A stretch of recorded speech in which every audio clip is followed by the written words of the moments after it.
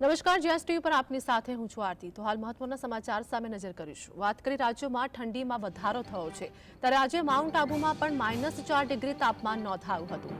મોટી સંખ્યામાં ઠંડીનો નજારો માણવા માટે પર્યટકો ઠંડીનો નજારો માણવા આબુ પહોંચ્યા હતા।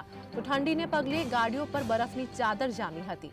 પોલો ગ્રાઉન્ડ વિસ્તારમાં ઘાસ ઉપર બરફની ચાદર જામી હતી, જેમાં પર્યટકો ફરતા જોવા મળ્યા છે। કડકડતી ઠંડીના કારણે જનજીવન પણ પ્રભાવિત થયું હતું।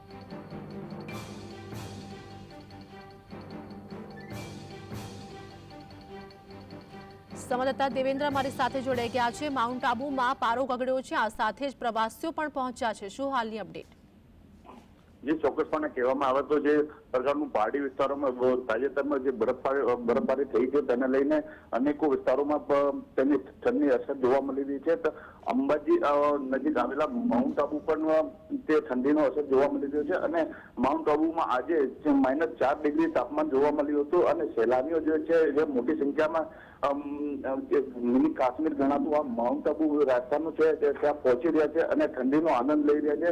આજે પણ ઠંડીનો જે તાપમાન છે એ એમાં ગિરાવટ જોવા મળી હતી અને -4 ડિગ્રી તાપમાન જોવા મળ્યું હતું।